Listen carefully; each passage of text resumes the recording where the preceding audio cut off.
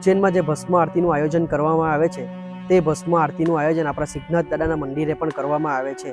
દર અમાવસ્યાએ હજારોની સંખ્યામાં અહીંયા દર્શનાર્થીઓ દર્શન કરવા આવે છે અને દર્શન કરી દાદાનું સૌભાગ્ય પ્રાપ્ત કરે છે।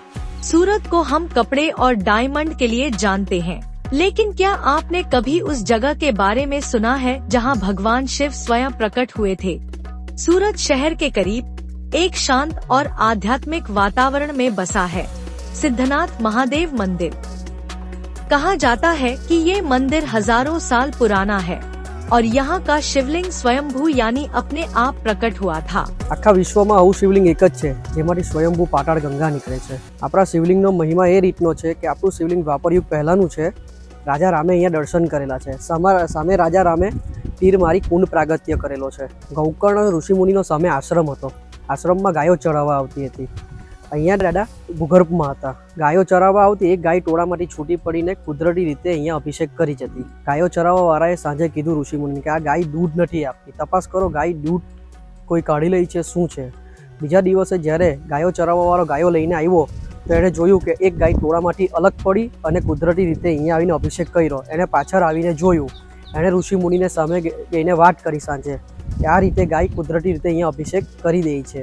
ઋષિમુનિએ કીધું કે ત્યાં કંઈ હોવું જોઈએ। ઋષિમુનિએ ટપ કર્યું, એમના ટપો બળથી ધરતી ફાટી આ શિવલિંગ બહાર નીકળ્યું। શિવલિંગ બહાર નીકળ્યું ત્યારે નોર્મલ જે આપણું શિવાલયનું શિવલિંગ આવે તેવું જ શિવલિંગ હતું, પણ સોમનાથ શિવલિંગનું નામ સાંભળ્યું હશે તમને। તેની ઉપર મોગલ સમ્રાટ રાજા મોહમ્મદ ગઝનબીએ ચડાઈ કરી એને 17 વખત લૂંટેલું હતું। તે જ રાજાને ખબર પડી કે અહીંયા પણ આ રીતનું એક શિવલિંગ છે, તો એણે દાદા પર ચડાઈ કરી। દાદા પર ચડાઈ કરી દાદાને ભલા કુહાડા મારીને અખંડિત કરી દીધા।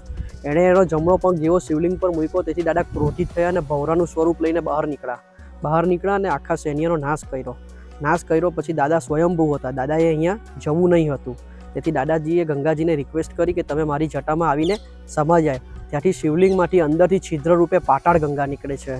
અંદરથી અમે ગમે એટલું પાણી કાઢીએ, પાણી પાછું ભરાઈ જાય, એના લેવલમાં આવીને પાણી પાછું સ્ટોપ થઈ જાય। માગસર સુદ 11 જે દિવસે દાદાની જન્મ જયંતિ આવી છે તે દિવસે ગંગાજીનો ફ્લો પાણીનો વધી જાય છે। 7 મિનિટ માટે ગંગાજી ઓવરફ્લો થઈને બહાર નીકળે છે, એમનો પ્રવાહ વેગ વધી જાય છે અને પાછા 7 મિનિટ પછી પાછા શાંત થઈ જાય છે। લોકોની મનોકામના અહીંયા સિદ્ધ થઈ હતી, તેથી દાદાનું નામ સિદ્ધનાથ મહાદેવ નામ પાડવામાં આવ્યું હતું।